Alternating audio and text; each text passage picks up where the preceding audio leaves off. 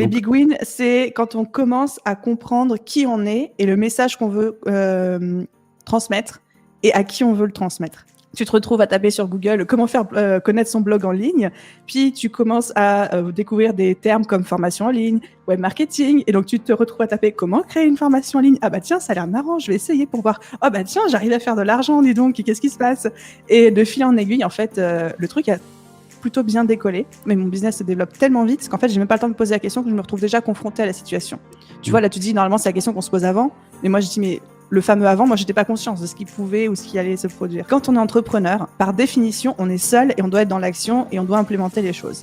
Et je trouve qu'il y a une espèce de procrastination, une forme d'art de la procrastination par le coaching, par la formation en ligne, par les coachings de groupe. On a tendance à non, mais j'ai besoin de ça, et puis j'ai besoin de me former encore là-dessus, j'ai besoin de me faire encore coacher là-dessus et tout, et au final, c'est une très bonne excuse pour pas passer à l'action.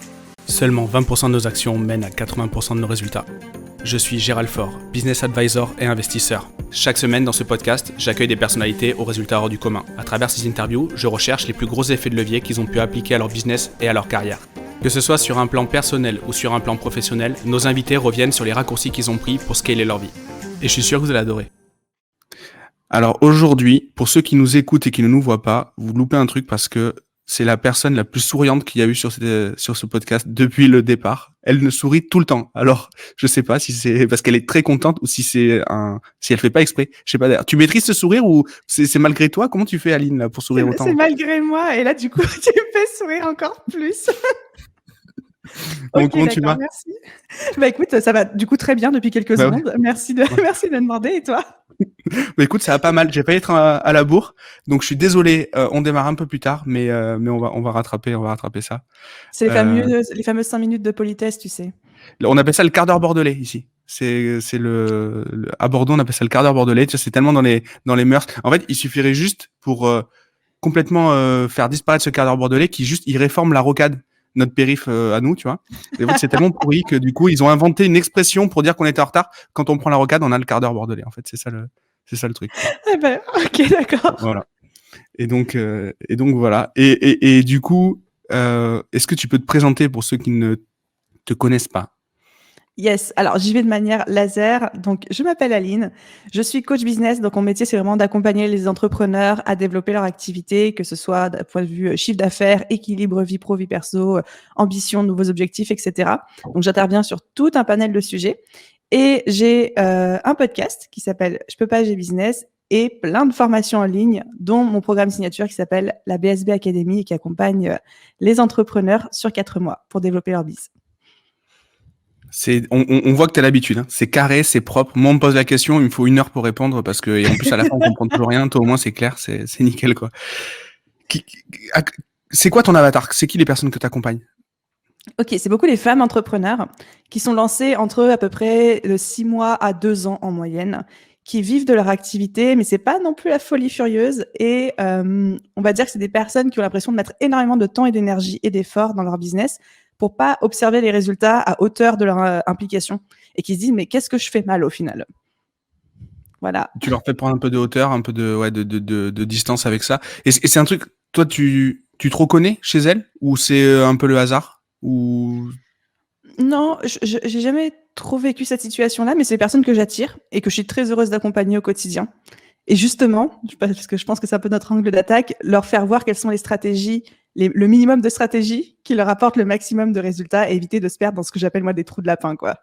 Les trous de lapin, ouais, il faudra. Ah C'est oui, quoi le trou de lapin? il Il faut faut que un tu développes le dictionnaire trou de lapin. Parce que sorti de son contexte, ça va, voilà, vas-y. Le trou de lapin. Bah, c'est les trous de lapin, les nids de poules. Non, mais j'aurais dû t'envoyer le glossaire des expressions de Aline. Mais Ouais. les trous de lapin, c'est genre quand tu t'éparpilles un petit peu, en fait, et que des fois tu suis des voies et tu te retrouves dans des impasses qui n'étaient pas prévues, tu t'éloignes de la route initiale, etc. Appelle ça des trous de lapin, des nids de poules, mais en gros, c'est genre tu te perds, quoi. Ok, Est-ce que je c'est vois. plus clair ou pas du tout? Non, mais c'est très clair. Mais du coup, ça fait écho à ma première question. C'est en gros, est-ce qu'il y a des patterns parmi tes clients, des patterns de succès et des patterns d'échec? Tu remarques un petit peu des grandes erreurs communes et des grands wins communs? Ouais, carrément. Alors, dans les erreurs communes, il y a vraiment le fait d'attendre que tout soit parfait pour se lancer, de vouloir tout maîtriser, tout contrôler. Donc forcément, on le sait, toi et moi, quand on est entrepreneur, il faut être faut être confortable avec l'inconfort parce que ça fait partie de notre quotidien. Donc ça, c'est très dur. Une deuxième chose que je remarque beaucoup aussi, c'est ce que j'appelle le syndrome de la bonne élève. Cette envie de vouloir très bien faire selon la roadmap ou le plan d'action que le professeur a donné avec une petite note sur 20. Sauf que, pareil, dans l'entrepreneuriat, c'est tellement compliqué de se noter sur 20. On ne peut pas. Il n'y a pas une voie vers le succès et toutes les autres voies méritent une mauvaise note. Et donc, quand on a besoin d'un feedback de quelqu'un qui nous dit tu fais bien ou tu fais pas bien, c'est compliqué d'être dans un parcours entrepreneurial parce que par définition, personne, en fait, n'a de boule de cristal et ne peut prédire si on est sur la bonne voie ou pas. Et après, pour contrebalancer un petit peu le côté quand tu avais appelé ça, c'était pas les big wins, c'est quoi l'autre? Les big fails et les big wins, ouais. Les big fails. Ok, les Donc, big wins, c'est quand on commence à comprendre qui on est et le message qu'on veut transmettre et à qui on veut le transmettre. Tu vois, quand on connaît son client idéal et qu'on souhaite vraiment l'aider et qu'on a identifié ses points de douleur et qu'on communique dessus. Ça, pour moi, à chaque fois, ça fait mouche. D'ailleurs, moi, j'ai toujours un exercice hyper qui fait toujours très peur, mais qu'ils adorent, où je les envoie faire des interviews en fait en live de leurs clients idéaux, au téléphone ou en Zoom ou même autour d'un café, etc. Et à chaque fois, des fois, il y a des ventes qui se font, il y a des nouvelles idées d'offres qui apparaissent, etc. C'est toujours génial. Et un autre big win, c'est les personnes qui arrivent à se montrer et à être elles-mêmes sur les réseaux sociaux, à faire preuve de cette authenticité, à partager des choses autour de leur business, les backstage, les coulisses, etc. Et là, ça crée un lien hyper fort avec l'audience et généralement, ça débouche sur des ventes aussi. ouais, toi, t'es vachement, enfin, tu utilises beaucoup Insta. Grosse Ouais. stratégie. D'ailleurs, la dernière fois, tu nous as fait une petite conférence en mastermind sur Insta. C'était pas mal du tout. Moi qui utilise ça de manière très très frugale, je mets que des stories. Tu m'as dit d'ailleurs que c'était pas forcément une bonne chose, mais J'ai dit mais ça, moi. non, ouais, t'as dit ouais, bon, j'utilisais comme moitié. Mais alors du coup là-dessus, ouais, toi c'est vraiment un angle important. Si tu veux nous expliquer un peu tes stratégies, voir comment t'amènes ça, l'intérêt pour toi de le faire. De se montrer sur Insta? Oui, ouais, de montrer un peu les coulisses. Est-ce que tu as des stratégies un peu clés en main vis-à-vis de ça? Ouais, alors il faut savoir, pour remettre les choses un peu dans son contexte, moi je m'adresse beaucoup à des prestataires de services et des personnes qui fonctionnent pas mal autour du personal branding. Donc c'est vraiment des gens qui cherchent à vendre eux, leurs prestations, leur expertise, leur personne, ouais, c'est ça. Donc tout ce qui est sur Instagram, utiliser les stories en l'occurrence pour partager un petit peu les backstage, les coulisses de son business, qu'est-ce qu'on fait aujourd'hui. Oh, je suis en train de travailler sur un nouveau projet client. Voilà un petit aperçu. Évidemment, on cache les noms qu'il faut cacher, on montre pas ce qu'il faut pas montrer.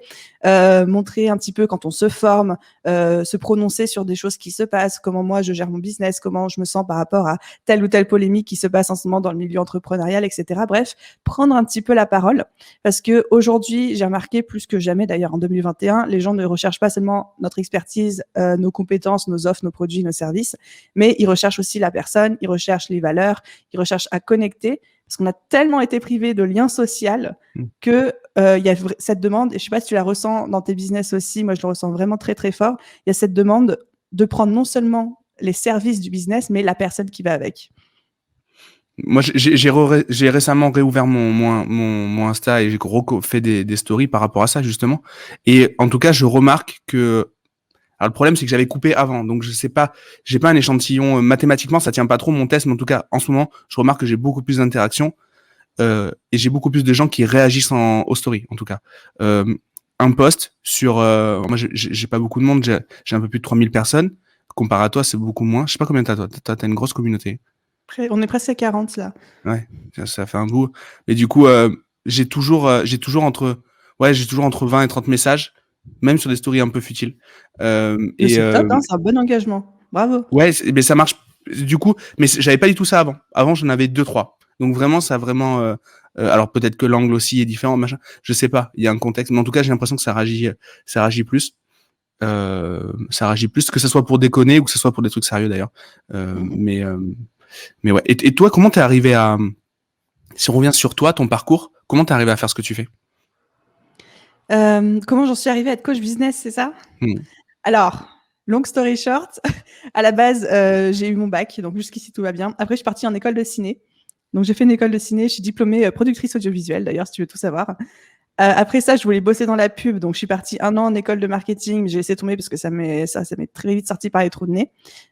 Et vu que j'avais décidé que j'en avais marre des études et que je voulais rentrer dans la vie pro, mais j'avais très envie de voyager. Donc, comme n'importe quel étudiant, je me suis dit, bah, s'il y a une année de césure à faire, bah, c'est entre la fin des études et le début de la vie professionnelle. Donc, je suis partie 1 an à New York avec mon petit sac à dos. Et là-bas, j'ai trouvé en fait un stage de retoucheuse photo pour un magazine de mode complètement par hasard. Je peux pas dire, je savais pas ce que c'était la retouche photo. Je maîtrise un tout petit peu Photoshop, mais j'ai fait genre, ouais, c'est bon, je gère, embauchez-moi les gars. Alors, je gérais rien du tout, quoi. Et au final, j'ai appris le métier de retoucheuse photo sur place et je suis tombée en amour. Enfin, je suis tombée amoureuse de ce métier-là. Donc, je me suis formée à 2000%. Je suis rentrée en France par amour à l'époque et je me suis mise à mon compte après un tout petit passage de salariat en tant que caissière à Monoprix pour mettre un peu d'argent de côté pour me lancer. Je me suis mise à mon compte comme retoucheuse photo. Ça a été mon métier pendant 5 ans et demi. Ça marchait super bien. Enfin, quand je dis super bien, c'est genre j'étais entre 8 et 10 cas de chiffre d'affaires par mois après sur la fin de ma carrière, la dernière année. Et après ma rupture amoureuse avec le fameux amour retour de New York, il fallait que j'occupe mes soirs, mes week-ends et que je pense mon petit cœur blessé. Donc je me suis dit, bah, comment je peux m'occuper? Ah bah tiens, j'ai une idée géniale que personne n'a jamais eu avant. Super. Je vais ouvrir un blog où je vais parler aux autres freelances pour les aider à trouver des clients. Heureusement que j'avais pas fait de benchmark à l'époque de ce qui existait sur le marché, parce que sinon je pense que l'idée n'aurait jamais vu le jour, mais je pensais être la seule à avoir eu cette idée incroyable. En une nuit, j'ai ouvert le blog qui s'appelait The Bee Boost et j'ai commencé à poster 2 fois par semaine. Et puis, bah, toi et moi, on connaît, hein, quand on est entrepreneur, on se prend vite au jeu. Bah tiens, tu te retrouves à taper sur Google comment faire connaître son blog en ligne, puis tu commences à découvrir des termes comme formation en ligne, web marketing, et donc tu te retrouves à taper comment créer une formation en ligne. Ah bah tiens, ça a l'air marrant, je vais essayer pour voir. Oh bah tiens, j'arrive à faire de l'argent, dis donc, qu'est-ce qui se passe? Et de fil en aiguille, en fait, le truc a plutôt bien décollé. J'ai commencé à recevoir des demandes, j'ai commencé à recevoir des commentaires, beaucoup de questions, à prendre des gens sur Skype, sur Zoom pour leur expliquer des choses, pour un peu les coacher pendant 20-30 minutes. Et puis, j'ai commencé à recevoir des demandes d'accompagnement. Et au même moment, dans ma carrière de retoucheuse, je commençais à avoir un petit côté éthique par rapport à mon métier qui venait me chatouiller. J'étais spécialisée dans tout ce qui est le domaine de la mode, de la beauté, du luxe, etc. Donc, manipuler les peaux, les corps, les machins, ça, je faisais ça à longueur de journée. J'adorais d'un point de vue artistique et technique, mais d'un point de vue éthique, ça me dérangeait un petit peu.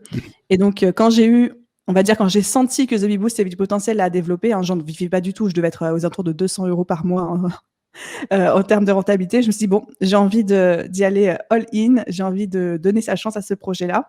Je plaque tout, la retouche photo, je m'isole 3 mois dans ma grotte.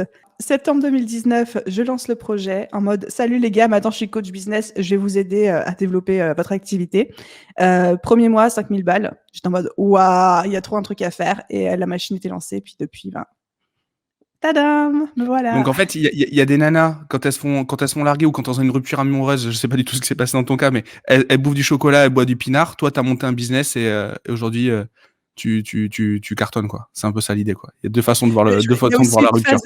Il y a aussi une phase tequila chocolat, t'inquiète pas. Ah, tequila, d'accord, ok. C'est pas mal ça. Mais moi, je suis une meuf à tequila, pardon. Et du coup, ok. C'est intéressant ce point où tu dis si je m'étais plus informé, si j'avais fait mon benchmark, j'aurais jamais lancé. Ouais. Je trouve ça vraiment intéressant parce qu'il y a énormément de gens qui disent non mais ça existe ou alors au contraire ça n'existe pas. Et les indicateurs en fait ils sont tu vois, moi j'aurais tendance à te dire si le business il n'existe pas, s'il n'y a pas déjà quelqu'un qui n'y va pas en fait. Parce qu'au contraire c'est plutôt un et puis quand c'est également un océan rouge, c'est très délicat aussi. N'y va pas non plus. Donc en fait il y a pas de bonne réponse quoi. Il y a que des mauvaises il y a pas de bonne réponse quoi, avec des mauvaises infos, des mauvais signaux. Et c'est hyper intéressant là-dessus. T'aurais réagi comment si justement t'avais vu ton marché? Est-ce que t'aurais mis des actions? T'aurais fait différemment? Du coup, t'étais fait connaître par le SEO, j'imagine, ou comment ça s'est passé? Non, par les réseaux. En fait, par les réseaux. Pinterest. Waouh, d'accord, ok. Bah, il faut que tu développes ce truc-là. Mais juste pour rebondir sur ce que tu as dit juste avant, effectivement, je pense que il n'y a pas vraiment de règles qui s'appliquent à tout le monde en mode il faut faire un benchmark ou il faut pas en faire, il faut se mettre des œillères, il faut pas s'en mettre, etc. Et que tu trouveras toujours des exceptions et des bonnes raisons de pas faire les choses. Mais qu'à un moment, quand toi tu as envie de le faire, que tu sens instinctivement que tu as envie de lancer le projet.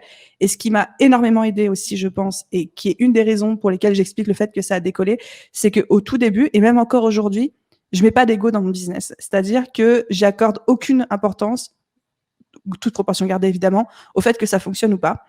Donc en fait, du coup, ça me libère tellement de pression que je me sens libre de faire ce que je veux, de pas faire ce que je veux pas, de me détacher de toutes les règles business si j'en ai envie ou pas, et d'être moi-même. Et Et à quel vraiment, moment tu as eu ce point de vue-là? Parce que là, aujourd'hui, ça cartonne, donc forcément, après coup, mais à quel moment tu as toujours eu ce mais mindset-là? dès le début, en fait, dès le début, parce qu'à la base, ça devait être juste pour m'occuper. Tu vois, j'avais aucune Mmh. prétention avec ce truc-là. Et j'ai envie de dire, aujourd'hui, forcément, j'y attache plus d'importance qu'avant. Bah, parce que c'est mon métier, parce que ça fonctionne bien, parce que du coup, maintenant, il y a, il y a ma part d'ego en mode, bah, faut pas que ça se casse la gueule, tu vois.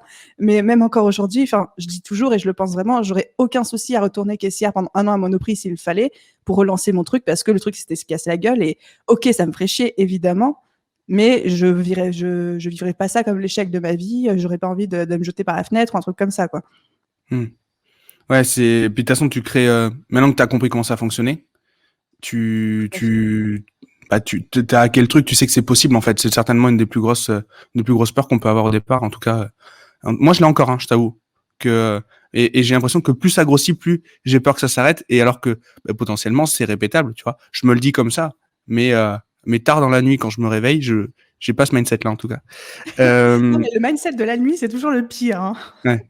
Il faut la tequila. Il y a que la tequila. En fait, il faut être les plus heureux sont les ivrognes. Donc, si vous avez des angoisses, buvez et Juste vous aurez buvez le soir vous avant de ferez dormir. beaucoup plus clair. Exactement.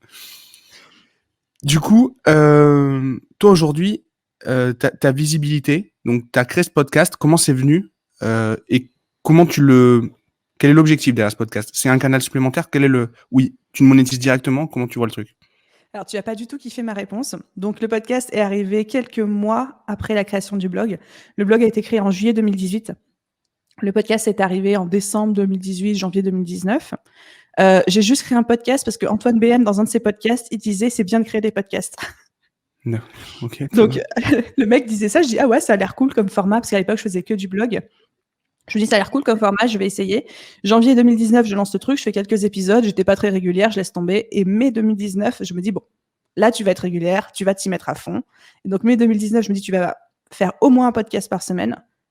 Et depuis, ben, j'ai pas arrêté en fait. C'est 1 par semaine, voire même 2 parfois. Ça fonctionne très bien. J'adore ce format. Et voilà, puis ça a bien décollé, ça charte bien. Mais moi, ça me dérange pas, hein. Tout à l'heure, juste avant, alors je donne pas son nom, mais je sais qu'elle va écouter. On a une pote en commun avec qui j'étais au téléphone juste avant qu'on ouvre ce micro-là. Et on se disait, c'est très compliqué de comparer nos vies perso à la vie des autres, parce que bon, forcément, on compare notre intérieur à leur extérieur, etc. Ça, on connaît l'adage. Mais par contre, au niveau des stratégies business, ça, c'est tout à fait copiable et il faut copier les trucs, hein. Il faut pas hésiter à prendre des trucs clés en main, etc. Donc ça, c'est rigolo. J'en parlais il y a une demi-heure avec une très bonne pote en commun qu'on a tous les deux. Et je suis très fan, très très fan de cette stratégie en fait qui consiste un peu à modéliser au début ce qui fonctionne pour nous et ce à quoi on aspire, de prendre des mentors et de prendre leur stratégie. Alors évidemment, je dis pas copier-coller, hein, me faites pas dire ce que j'ai pas dit, mais modéliser, c'est-à-dire on prend le concept, on prend la stratégie, on prend le plan d'action et on se l'adapte, on se le réinterprète et tout. Il y a toujours des éléments qui manquent parce qu'on voit toujours pareil, on le voit fini et on sait que ça fonctionne par itération, qu'il y a un contexte, et c'est un système, mais dans tous les cas, on peut reverse engineer le truc et arriver à s'en Totalement. sortir. Exactement.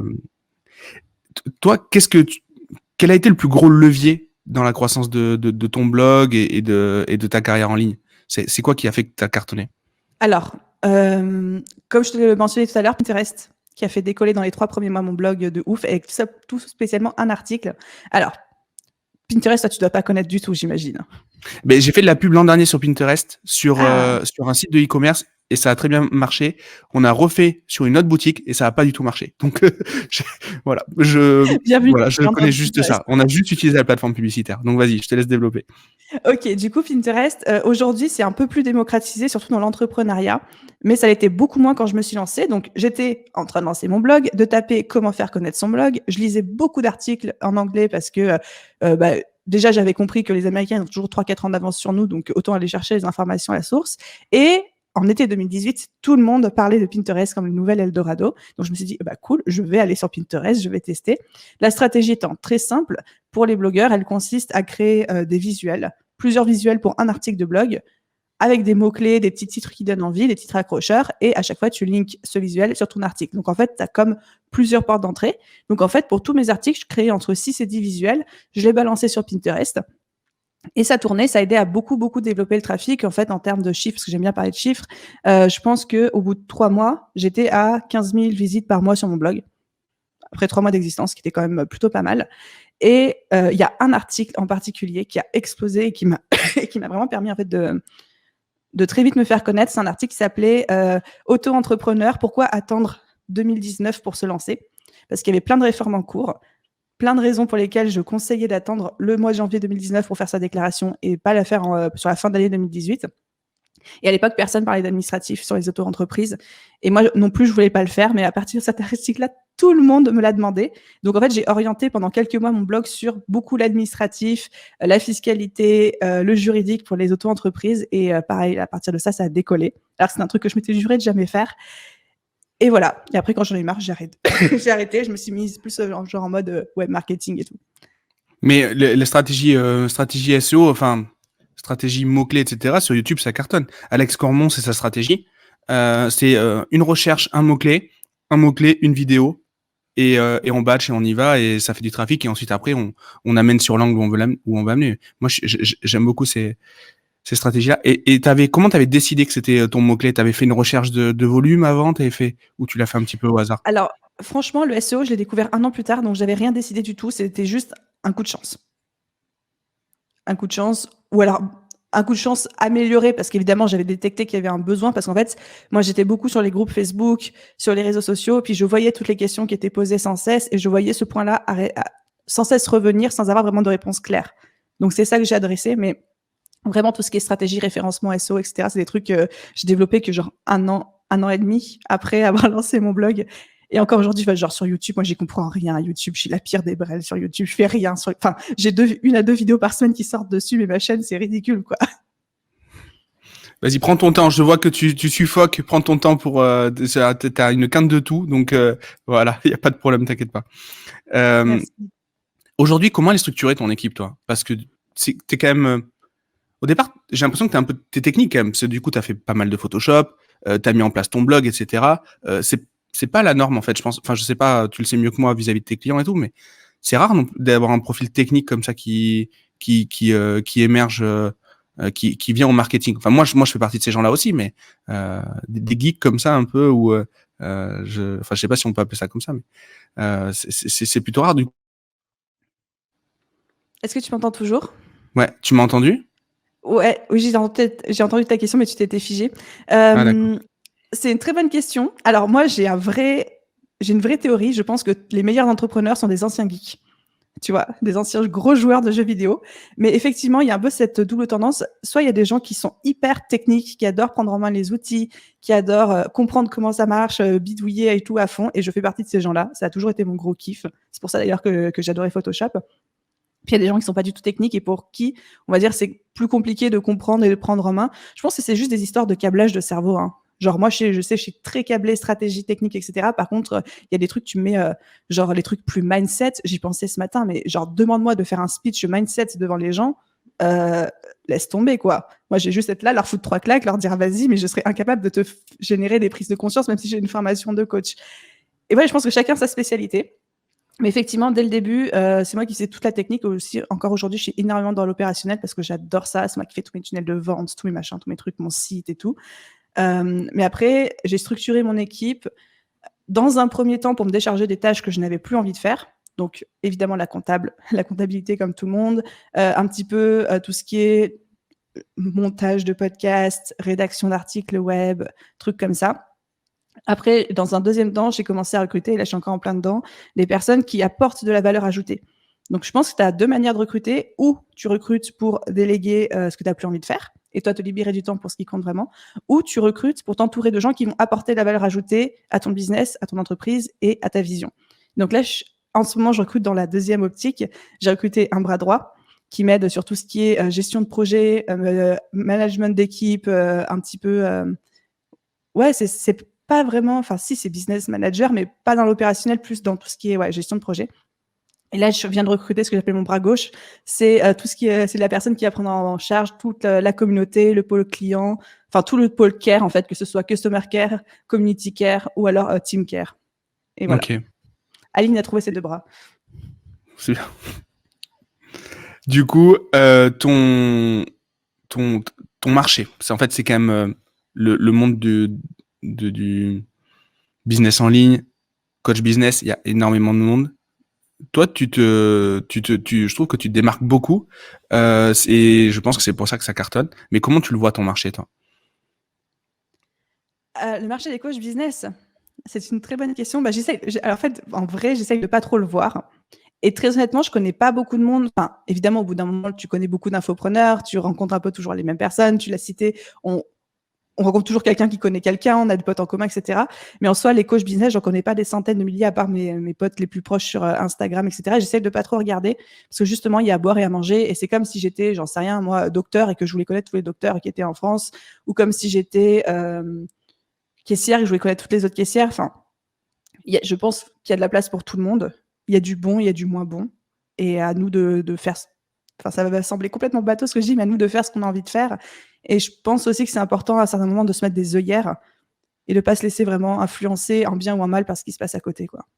Non, mais c'est hyper cohérent avec ce que tu disais tout à l'heure. Au moment où tu as lancé, tu ne t'informes pas et au moment où ça cartonne, tu ne regardes pas non plus sur les côtés, en arrière ou où tu veux. Tu vois, c'est très, c'est cohérent du début à la fin. Non, c'est très bien.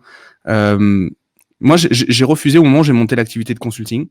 Donc, c'est consulting en strat, tu sais, programme de 3 mois. On débloque une situation, qu'elle soit technique ou même administrative, on la débloque et ensuite la boîte qu'on accompagne se développe. Mais j'ai refusé ce terme coach business parce qu'en effet, j'ai pas cette notion de questionnement, cette notion. Dans le coach, il y a ce côté aussi mindset, etc. dont tu parlais tout à l'heure. Moi, je l'assume pas. Enfin, je sais que je suis pas compétent là-dedans et c'est pas là-dessus que je vais pouvoir apporter, du moins.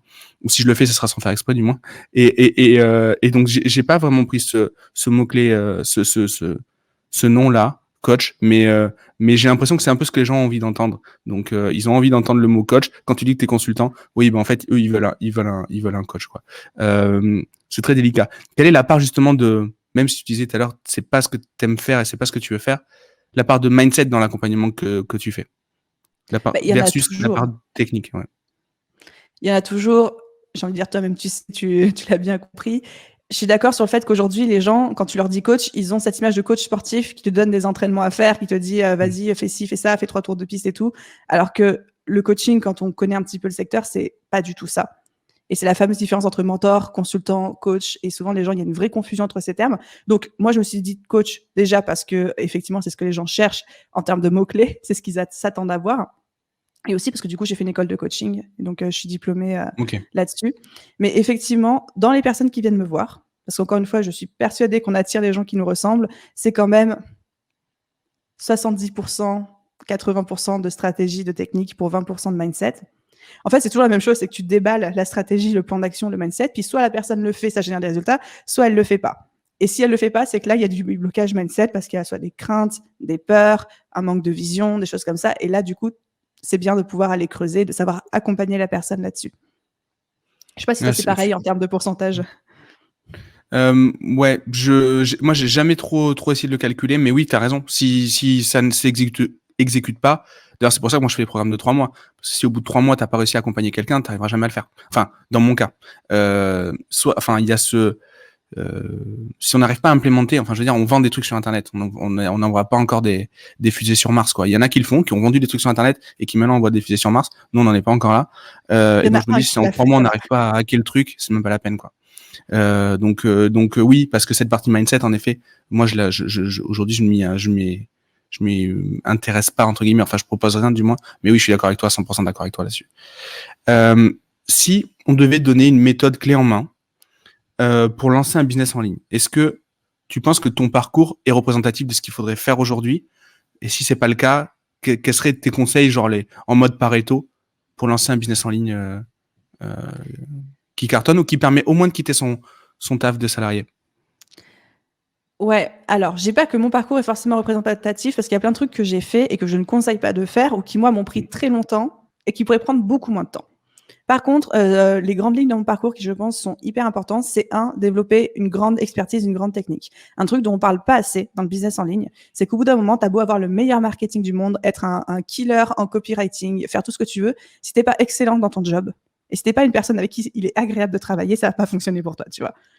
Et souvent, on est en train de s'intéresser aux techniques pour se faire connaître, pour trouver des clients, pour être visible et tout, mais si vous faites de la merde, vous faites de la merde et ça va pas marcher longtemps, quoi. Ouais, si on n'a rien à raconter, ça sert à rien de parler fort, quoi. Ouais, c'est ça.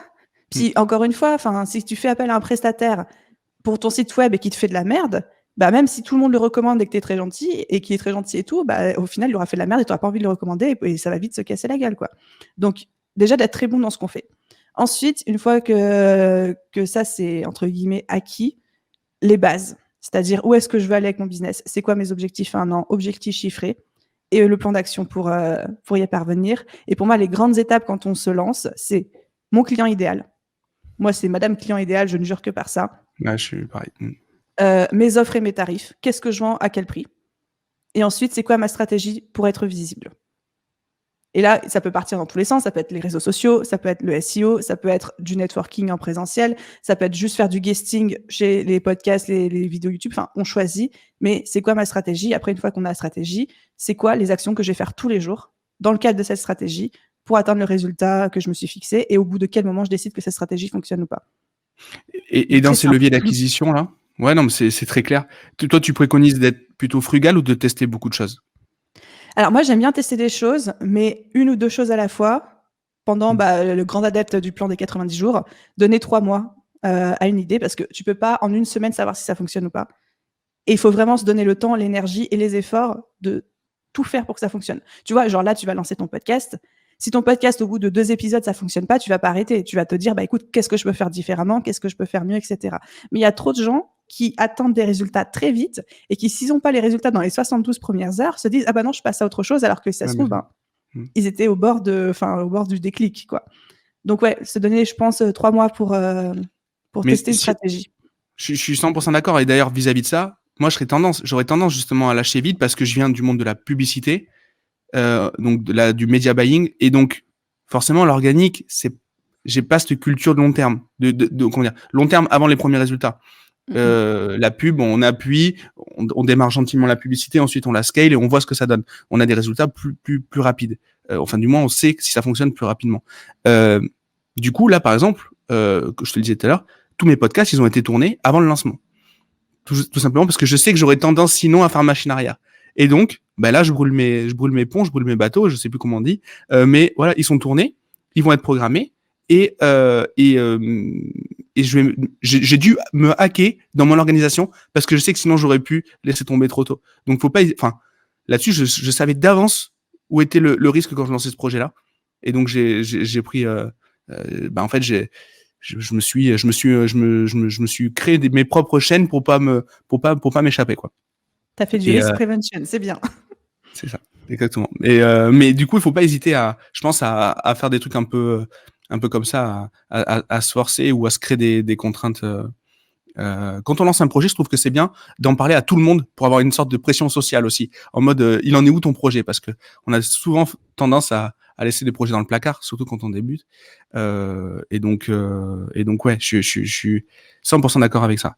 Et donc toi, le concept de mission de vie, etc., tous ces trucs là, est-ce que tu penses comme moi que c'est des trucs, c'est des questions qu'on se pose quand on a plus de temps pour s'y intéresser? C'est joliment dit, vous avez vu, je commence à mettre du cormon dans ma communication, comme il dit. Non, mais je vois que tu essaies d'être diplomate et de faire preuve de tact et j'admire cet effort. Alors, moi, j'aime ces concepts parce que, en tout cas, auprès de ma cible et de mon audience, je sais que ça résonne.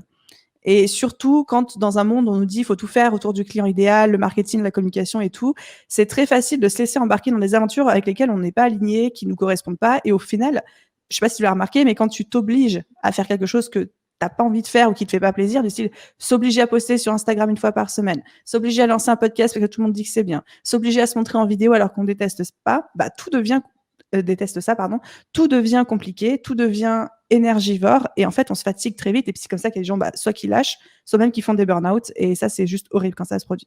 Donc je pense que c'est bien de se connaître un minimum et de se dire qu'est-ce que je veux construire.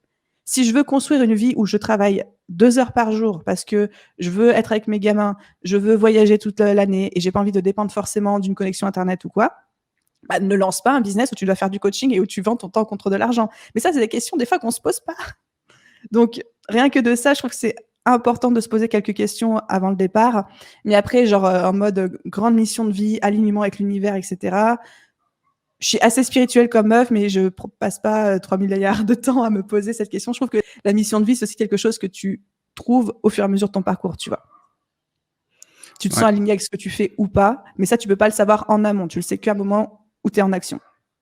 Et le gros problème aussi, c'est que c'est un buzzword, en fait. C'est qu'on en parle beaucoup. Et donc, sur 10 personnes que tu vas entendre en parler sur YouTube dans la journée, combien on utilise ce mot-clé-là comme réel, c'est un réel intérêt d'en parler, ou à quel moment c'est juste du market, en fait. À quel moment c'est juste un buzzword, du coup, il faut surfer dessus.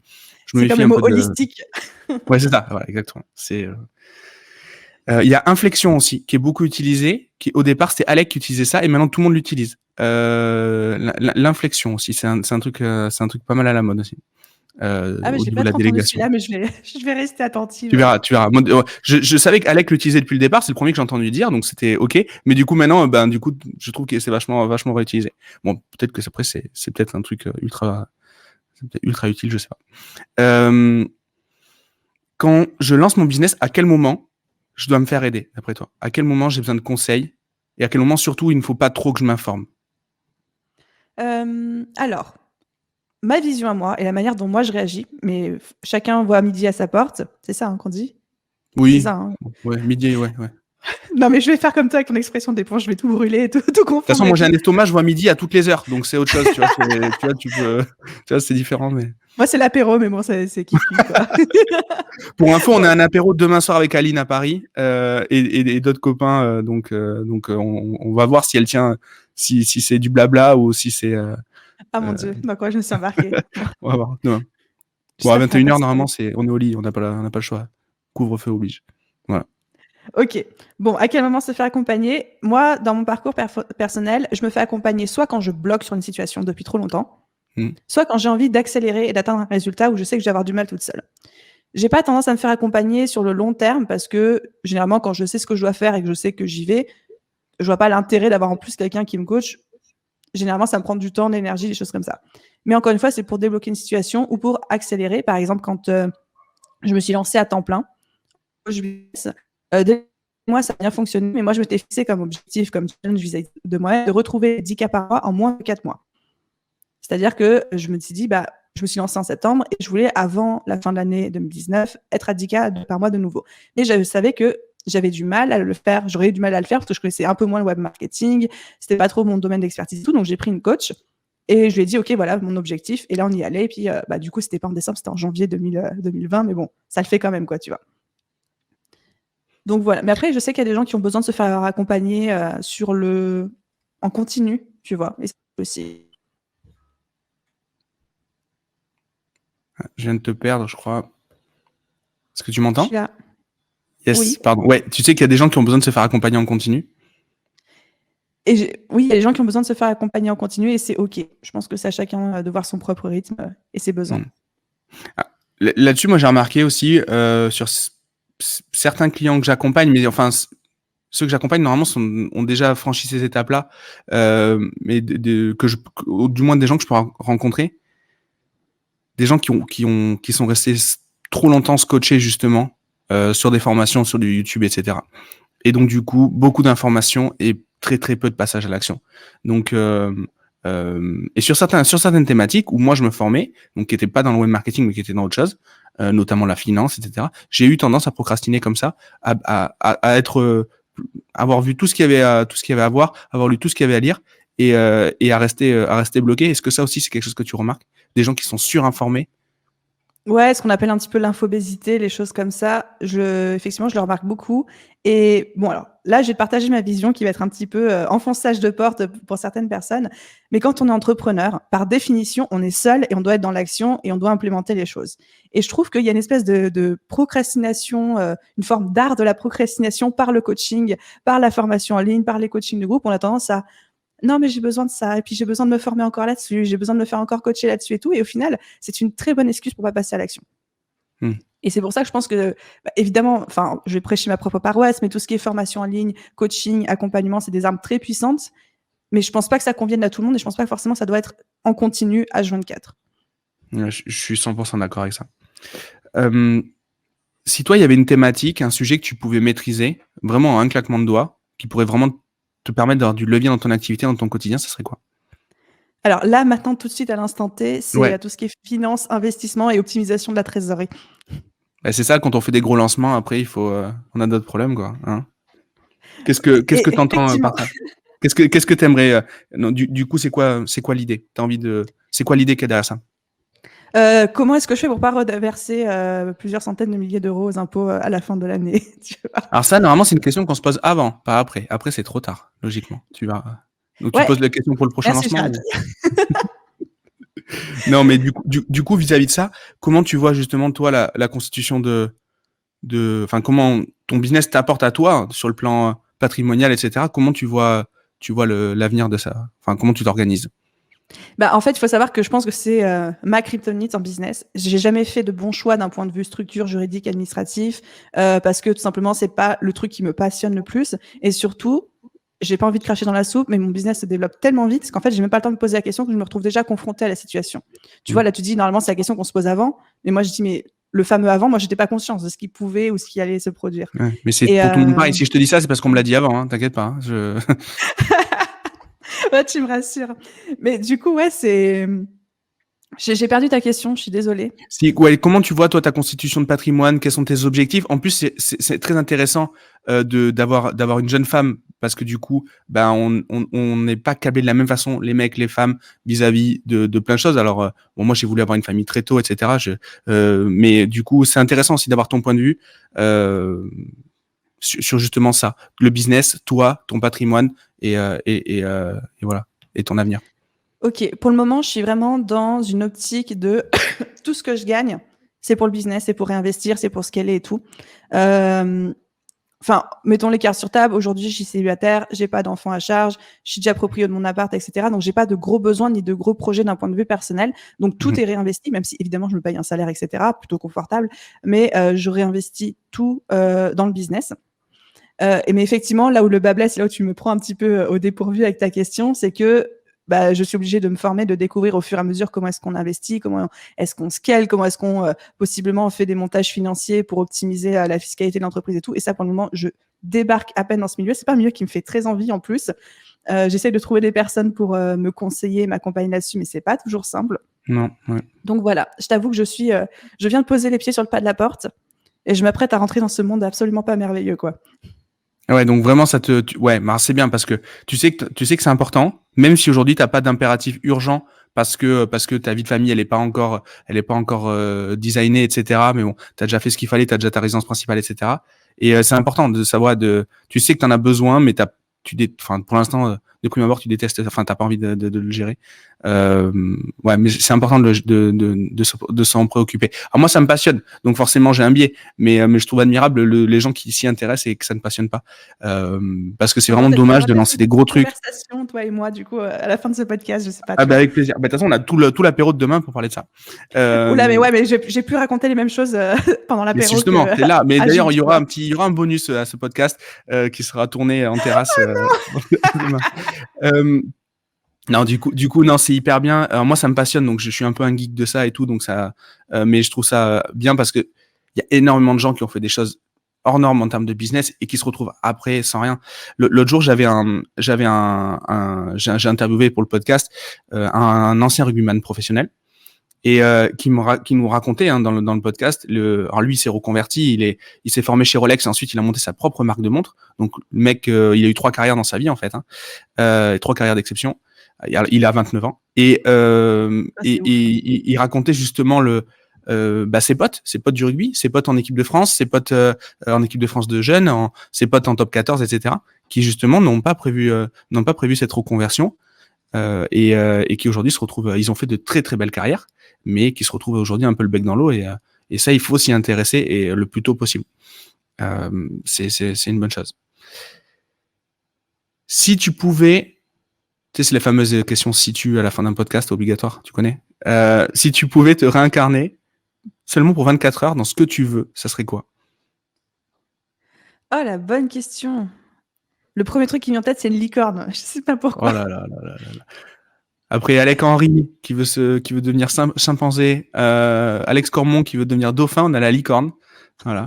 Ah, tu avais pas vu venir Donc, celle-là. la team Cucul-Praline est avec nous ici. Alors du Exactement. coup, pourquoi une licorne alors? Ça a une symbolique particulière?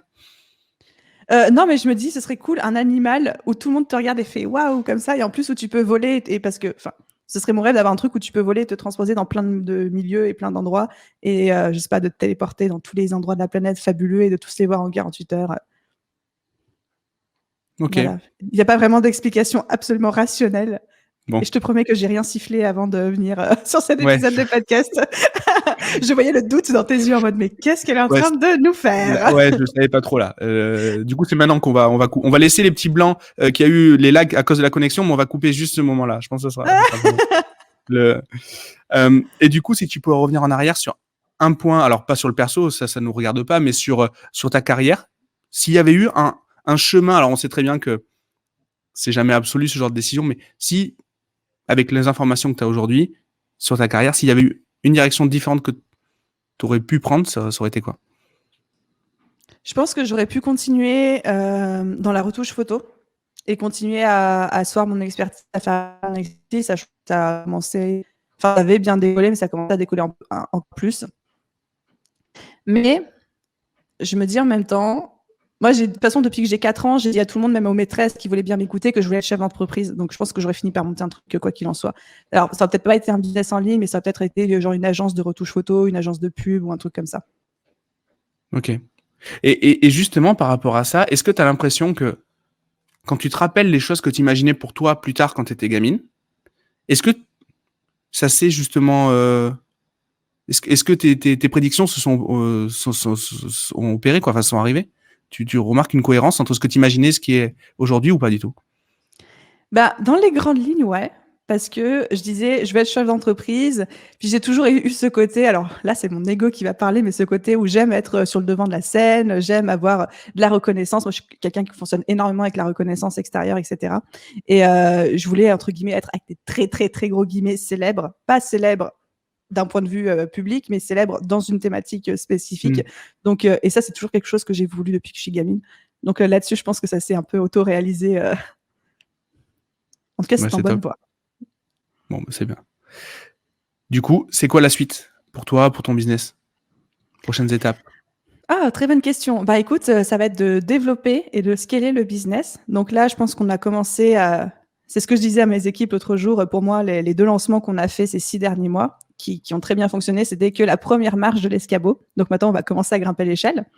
Et le but, ça va être de commencer à développer ça à grande échelle. Et j'ai très, très envie de commencer à développer aussi le présentiel, séminaires, conférences, retraites, etc. Et après, ça, c'est ma nouvelle lubie du moment, mais j'ai décidé que je voulais qu'on ait des locaux physiques. Alors, je te partage ça en exclusivité sur ton podcast, parce qu'encore une fois, c'est une idée que j'ai eue il y a 15 jours, je sais même pas ce que ça va donner, mais moi, j'imagine la Beboost Tower, tu vois, avec genre au rez-de-chaussée, des espaces genre café, coworking, machin truc, dans les étages, des espaces d'habitation en mode nomade, co-living, trucs comme ça. Ensuite, les bureaux de Beboost et tout en haut mon penthouse, tu vois. On est pas mal, hein. C'est pas mal, ouais. Tu veux faire ça où? Tu veux rester sur Paris? Non, mais il y en aura une dans chaque grande ville, attends. Ah oui, c'est vrai, Gérald. jamais, jamais une s'est éclaté, je vois pas assez grand. C'est vrai. Non, mais... Ok. Non, mais après, sinon, il y a là, hein. Tu peux venir ici si tu veux. Il y a de la place encore un peu. Mais il faut venir à Ça a l'air Bordeaux. Bah, de toute façon, sympa. tous les Parisiens viennent à Bordeaux. Donc, bah, voilà. Mais bon.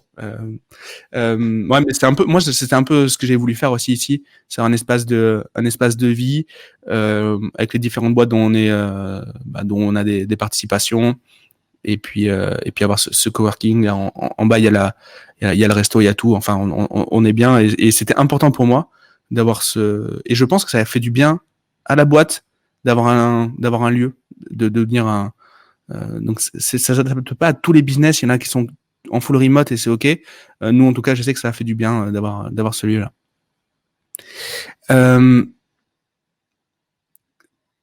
Comment, au quotidien, toi, comment tu progresses encore? Quels sont tes leviers de progression personnelle? Alors pendant longtemps, très longtemps, ça a été tout ce qui était formation en ligne. J'ai toujours eu une formation en cours. Là, j'ai un petit peu arrêté depuis quelques mois. Je progresse avec les rencontres et les discussions, tout ce qui est mastermind, etc. Après, bon, on n'est pas obligé de payer un mastermind non plus.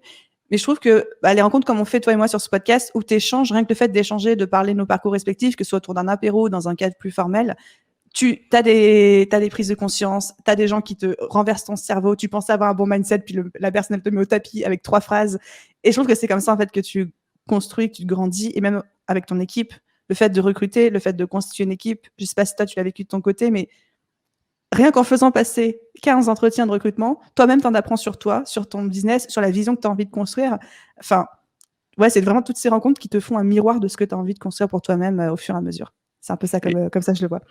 Tu sais que cette histoire de recrutement, c'était en effet, pour moi, le truc où je me suis vu, où je me suis pas reconnu. Quand je faisais passer je me suis dit, mais attends, mais tu survends ta boîte, t'as peur que les gens, ils viennent pas, en fait, bosser pour toi, en fait. C'est quoi le truc? T'es censé prendre quelqu'un de bon. T'es pas juste censé, enfin, pour une fois, t'es pas obligé de vendre, en fait. C'est eux qui sont censés se vendre. Et ouais, et pour le coup, c'est vrai, je me rappelais plus trop de cet épisode. Là, maintenant que tu me le remets, là, tu me rafraîchis la mémoire. Ok. Et du coup, hormis tes déboires sur PayPal récemment, c'est quoi ton échec préféré? L'échec qui t'a permis vraiment qui a eu du levier en bon. Alors, j'ai eu plein de petits échecs, souvent techniques et trucs comme ça. Mais je pense que le plus gros échec qui m'a appris une très grosse leçon d'humilité, et c'était là-dessus que je faisais aussi l'introduction un petit peu de tout à l'heure quand tu me demandais le plan d'action, c'est le jour où, quand j'étais encore retoucheuse freelance, j'ai accepté un job pour lequel je n'avais pas les compétences techniques ni l'expérience, qui était grosso modo une grosse production de plus de 500 ou 600 visuels pour une marque de cosmétiques qui s'appelle l'Occitane en Provence. Je ne sais pas si ça te parle. Merci, ouais. Et en gros, ils avaient besoin d'une retouche photo, de refaire tout leur visuel pour leur site internet, et d'une retoucheuse photo pour retoucher on-set au fur et à mesure de la production. Et moi, j'ai dit oui, alors que j'avais jamais géré une production de cette ampleur-là, surtout pas toute seule. J'avais aucune connaissance en gestion de projet, ne serait-ce que comment t'organises les dossiers, les trucs comme ça. Et ça s'est très mal passé. Ça s'est très mal passé parce que je ne suivais pas le rythme. Quand ils me demandaient un truc, je savais pas le retrouver et tout. Et un truc qui a duré 3 semaines a duré 4 mois. Je crois que ramené à l'heure, au final, j'ai dû payer moins de 1 euro par heure sur. Enfin bref, c'était un peu l'enfer à la fois pour eux et pour moi. Et du coup, j'en suis venue vraiment à la conclusion de me dire, c'est bien d'être proactif et de se mettre un peu en sortie de zone de confort et tout, mais il faut aussi savoir faire la différence entre je sors de ma zone de confort et j'écoute pas mon syndrome de l'imposteur, et la différence entre j'ai trop la confiance et je suis en train de me tirer une balle dans le pied, quoi.